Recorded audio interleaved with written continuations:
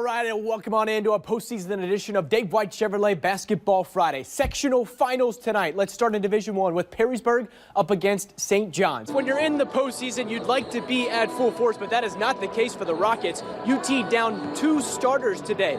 New players and new coaches come and go each season here at Fifth Third Field, but one constant for 15 years has been the head groundskeeper. But that too is changing this season. Grill time for the grill master. That's the grill master, right? That's right. Let's take a look. Okay, we got some hamburgers right now, just grilling, and we got ribs. We got, man, you name it, we gonna cook it up. That's right. You bring it, we'll cook it. You bring it, I'll cook it. You bring it, I'll cook it. How about that? We'll be back at 6 o'clock. You know where I'll be until then. Back to you guys.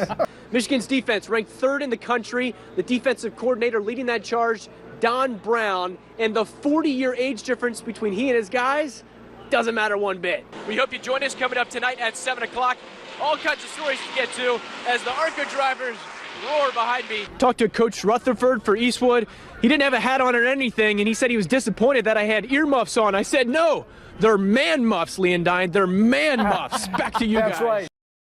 It's time to introduce you to an up-and-coming golfer who's about to play where the best in the world play every April.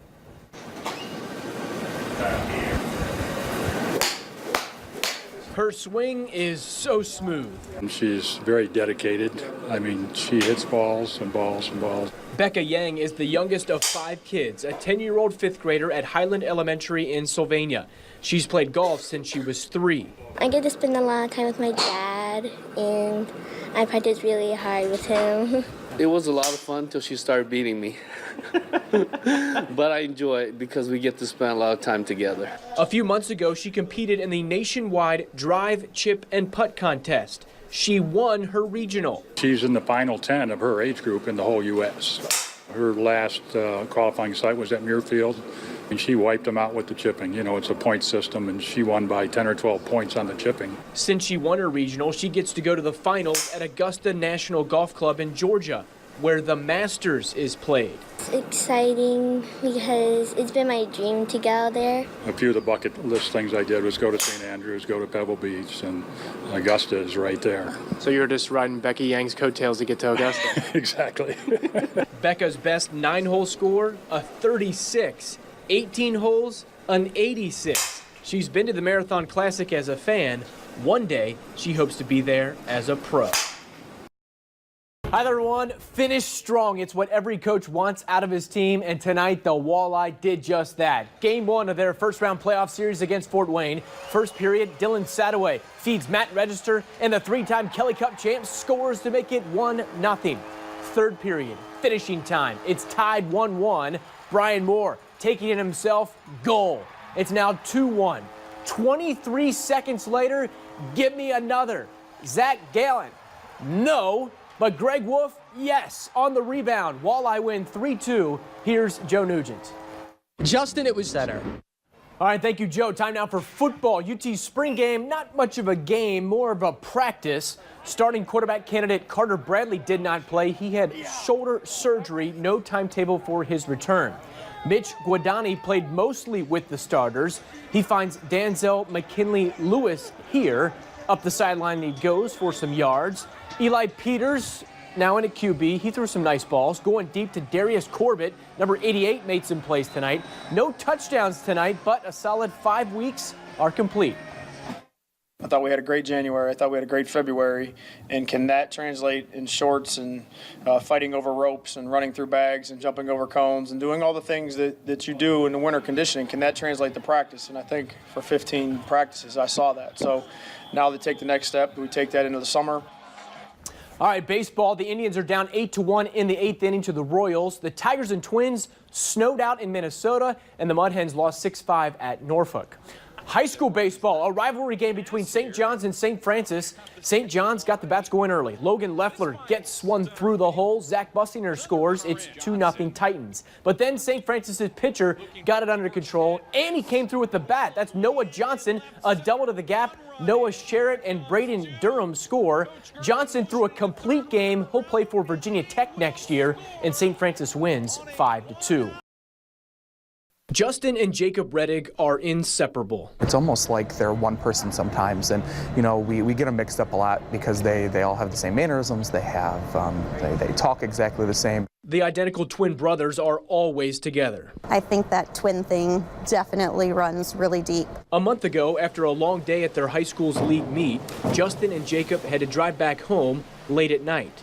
Justin fell asleep at the wheel at 60 miles per hour. And I swerved off the road and I re-corrected it too much, and then it hit a stump, it slid sideways, hit a stump. And then I think when I hit the stump, it knocked me out, but then I kind of regained consciousness when I was in the air, and it flipped a couple of times and then it landed on my side, so that knocked me out again. My foot was stuck, so I had to get my foot out of the car, which was pretty hard, so I just took my shoes off. I was like walking in glass and stuff.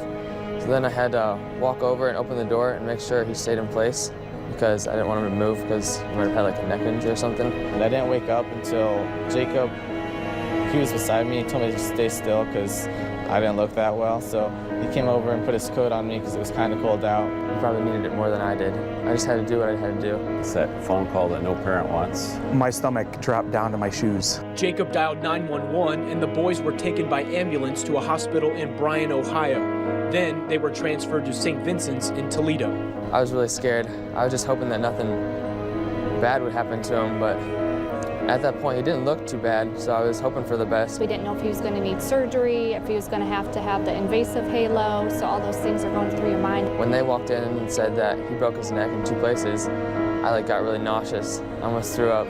The C2 and C7 vertebrae in Justin's neck were broken. It brings tears to your eyes.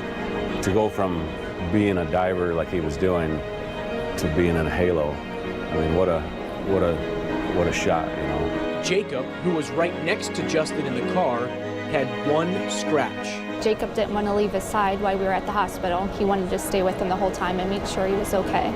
For 3 to 4 months, Justin has to wear a brace, so his diving season and his chance to make it to the state meet were over. But Jacob made Justin a promise. He said that he was going to make it to state because I didn't have the opportunity to go, so he was really going to try to go for me.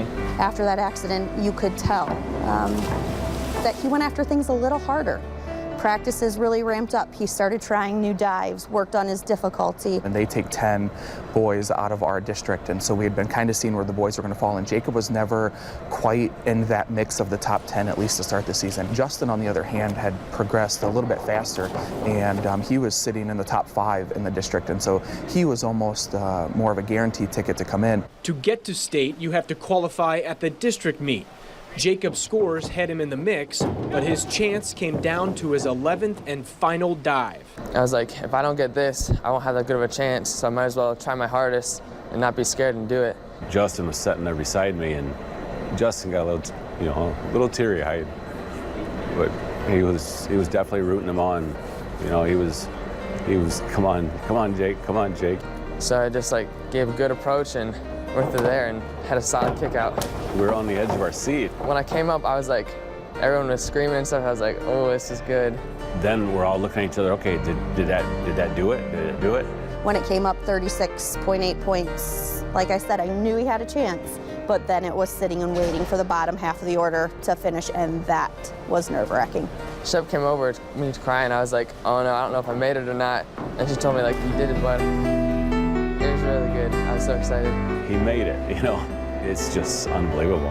In that moment, the twins connected. I saw him in the stands. He was cheering me on. I was like, yeah. I kind of just had to sit down, but I was like, yeah.